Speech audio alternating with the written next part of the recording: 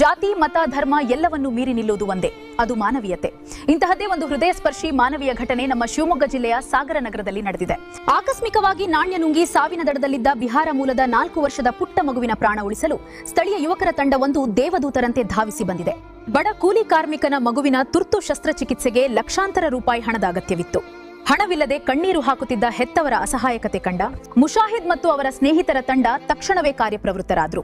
ಸಾರ್ವಜನಿಕರು ಹಾಗೂ ದಾನಿಗಳಿಂದ ಹಣ ಸಂಗ್ರಹಿಸಿ ಮಗುವಿಗೆ ಮರುಜೀವ ನೀಡಿದ್ದಾರೆ. ಸಾಗರ ನಗರದಲ್ಲಿ ಕೂಲಿ ಕೆಲಸ ಮಾಡುವ ಬಿಹಾರ ಮೂಲದ ಅನ್ಮೋಲ್ ಸಿಂಗ್ ಅವರ 4 ವರ್ಷದ ಪುತ್ರ ಅನುಭವ್ ಆಟವಾಡುವಾಗ ಆಕಸ್ಮಿಕವಾಗಿ ನಾಣ್ಯ ನುಂಗಿ ತೀವ್ರ ಸಂಕಷ್ಟಕ್ಕೆ ಸಿಲುಕಿದ್ದ. ಶಿವಮೊಗ್ಗದ ಖಾಸಗಿ ಆಸ್ಪತ್ರೆಗೆ ದಾಖಲಾಗಿದ್ದ ಮಗುವಿನ ಪ್ರಾಣ ಉಳಿಸಲು ತುರ್ತು ಶಸ್ತ್ರಚಿಕಿತ್ಸೆ ಅಗತ್ಯವಿತ್ತಾದರೂ ಬಡ ಹೆತ್ತವರಿಗೆ ಆ ದುಬಾರಿ ವೆಚ್ಚ ಭರಿಸಲು ಸಾಧ್ಯವಿರಲಿಲ್ಲ. ಈ ವೇಳೆ ಮಗುವಿನ ಪರಿಸ್ಥಿತಿ ಕಂಡು ಮರುಗಿದ ಮುಷಾಹಿದ್ ಮತ್ತು ಸ್ನೇಹಿತರ ತಂಡ ದಾನಿಗಳಿಂದ ಆರ್ಥಿಕ ನೆರವು ಕೋರಿ ಮಾನವೀಯ ಕರೆ ನೀಡಿತು.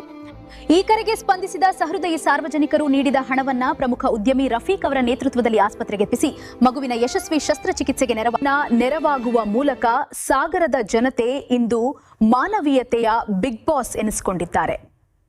ಕೆಲಸ ಮಾಡುತ್ತಿರುವಂತಹ ಬಿಹಾರ ಮೂಲದ ಯುವಕ ಅನುಭವ್ ಸಿಂಗ್ ಒಂದು ಕಾಯಿನನ್ನು ನುಂಗಿ ಶಿವಮೊಗ್ಗದ ಖಾಸಗಿ ಆಸ್ಪತ್ರೆಯಲ್ಲಿ ಚಿಕಿತ್ಸೆ ಪಡಿತಾ ಇದ್ದಾನೆ.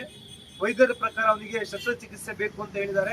ಅದಕ್ಕೆ ಸಾಕಷ್ಟು ಹಣದ ಅವಶ್ಯಕತೆ ಇರೋದ್ರಿಂದ ಈ ಮಾಹಿತಿಯನ್ನು ತಿಳಿದಂತ ನಮ್ಮ ಮುಷಾಹಿದ್ ಮತ್ತು ಅವ್ರ ಸಂಗಡಿಗರೆಲ್ಲ ಸೇರ್ಕೊಂಡು ಸಾಕಷ್ಟು ಜನರ ಹತ್ರ ತಮ್ಮ ಕೈಲಾದ ಸೇವೆಯನ್ನು ಸಹಕಾರ ನೀಡಿ ಅಂತ ಕೇಳ್ಕೊಂಡು ಆ ಮೂಲಕ ಸಾಕಷ್ಟು ಜನ ತಮ್ಮ ಕೈಲಾದ ಸಹಕಾರವನ್ನ ಮುಷಾಹಿದ್ ಅವ್ರ ಕೈ ತಲುಪಿಸಿದ್ದಾರೆ.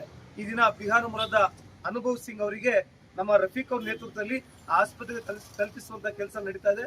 ಇದಕ್ಕೆ ಸಹಕರಿಸಿದ ಎಲ್ಲ ದಾನಿಗಳಿಗೆ ನಾನು ಮತ್ತೊಮ್ಮೆ ನಮ್ಮ ಮುಷಾಹಿದ್ ಅವರ ತಂಡದ ಪರವಾಗಿ ಆರ್ಥಿಕ ಅಭಿನಂದನೆ ಸಲ್ಲಿಸ್ತಾ ಇದ್ದೀನಿ. ಆ ಹುಡುಗ ಆದಷ್ಟು ಬೇಗ ಬಿಹಾರ ಮೂಲದ ಅನುಭವ್ ಸಿಂಗ್ ಆದಷ್ಟು ಬೇಗ ಹುಷಾರಾಗಿ ಮನೆಗೆ ತಲುಪಲಿ ಅಂತೇಳಿ ಈ ಮೂಲಕ ಕೇಳ್ಕೊಳ್ತಾರೆ. ಈ ಹಣವನ್ನ ದಯವಿಟ್ಟು ನಮ್ಮ ಉದ್ಯಮಿಗಳಂತ ರಫೀಕ್ ಅವರು ಸ್ವೀಕರಿಸಬೇಕು ಅಂತ ಕೇಳ್ಕೊಳ್ತಾ ಇದ್ದೀನಿ ಸರ್. ಹಂಗೆ ನೋಡಿ.